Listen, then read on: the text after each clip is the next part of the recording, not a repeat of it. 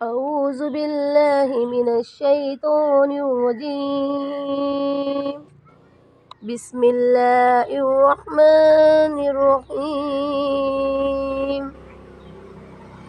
السلام علیکم ورحمۃ اللہ وبرکاتہ۔ پیارے اسلامی بھائیوں اور بہنوں، آج کا بیان ہے نیکی اور گناہ کے حوالے سے۔ یاد رکھیے گا، بندہ گناہ کرتا ہے اور لذت پاتا ہے، اور لذت تو تھوڑے دیر میں ختم ہو جاتی ہے اور گناہ باقی رہتا ہے۔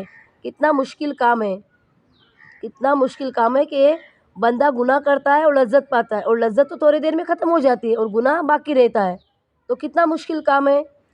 لیکن جب بندہ نیکی کرتا ہے تو تھکتا ہے، لیکن تھکن تو تھوڑی دیر کے بعد ختم ہو جاتی ہے، لیکن نیکی باقی رہ جاتی ہے۔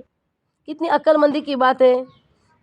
عقل مندی کا تقاضا یہ ہے کہ جو چیز باقی رہنے والی ہے اس پر غور کرے، اگر وہ نفع کی ہے تو اس پر قربان جائے، اور اگر وہ نقصان کی ہے تو اس سے اپنے دامن کو بچائے رکھیے۔ تو پیارے اسلامی بھائیوں اور بہنوں، گناہ سے مطلب ہے جیسے جھوٹ بولنا، غیبت کرنا، چغلی کرنا، لڑائی جھگڑا کرنا، فساد کرنا، زنا کاری، بدکاری کرنا، جس کام سے اللہ تبارک و تعالیٰ نے ہمیں منع کیا ہے وہ کام کرنا، تو اس کام کو کرتے وقت ہمیں لذت تو ملتی ہے، لذت ملتی ہے تو لذت بھی تھوڑی دیر کے بعد ختم ہو جاتی ہے، لیکن گناہ بھی باقی رہتا ہے۔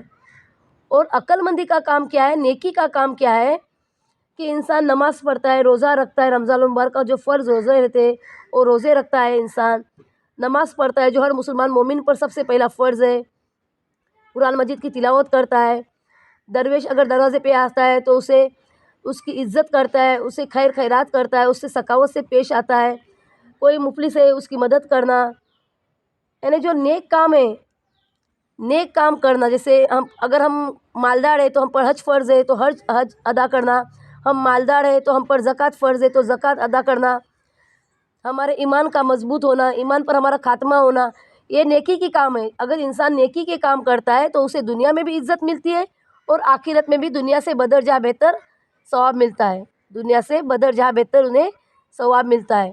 تو برائے مہربانی نیکی کے کام کرو، کیونکہ بھلے ہی تھکاوٹ ہوتی ہے، ہمیں نیکی کی کام کرنے سے تھکاوٹ کیسے ہوتی ہے وہ میں بتا رہی ہوں۔ فور ایگزامپل جیسے تہجد کی نماز پڑھنا، فجر کی نماز ادا کرنا، ہر مسلمان مومن پر 5 وقت کی نماز فرض ہے، اور تہجد کی نماز نفل ہے، لیکن تہجد کی نماز بھی ابتدائی فرض رہ چکی ہے۔ تہجد کی نماز کا بہت سا فائدہ ہے، لوگوں کو بڑے بڑے مقامات حاصل ہوئے تہجد کی نماز کے ذریعے۔ تہجد کی نماز کے لیے جو بھی بندہ اٹھتا ہے یا بندی اٹھتی ہے تو اللہ تبارک و تعالیٰ ندا لگاتا ہے کہ ہے کوئی مجھ سے مانگنے والا جسے میں عطا کروں۔ اور فجر کی بھی نماز انسان اپنی نیند خراب کر کے اٹھا ہے تو تھوڑی تھکاوٹ ہمیں ہوں گی، لیکن تھکاوٹ بھی تھوڑی دیر کے بعد ختم ہو جاتی ہے، لیکن نیکی باقی رہتی ہے۔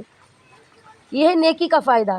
تھکاوٹ ہوں گی تو بھی تھکاوٹ تھوڑی دیر کے بعد ختم ہو جائیں گی، لیکن نیکی باقی رہیں گی۔ اور جو ہم گناہ کے کام کرتے ہیں تو لذت تھوڑی دیر میں ختم ہو جاتی ہے، لیکن گناہ باقی رہتا ہے۔ یہ بات ہے نیکی میں اور بدی میں، گناہ میں اور نیکی میں اتنا فرق ہوتا ہے۔ ہم کسی کی غیبت کرتے، چغلی کرتے، لڑائی جھگڑا کرتے، کتنی ہمیں مزہ آتا ہے، کتنی لذت ملتی ہے، ہمیں کتنا مزہ آتا ہے، لیکن وہ لذت تھوڑے ہی دیر میں ختم ہو جاتی ہے اور گناہ باقی رہ جاتا ہے، تو یہ کتنا مشکل کام ہے۔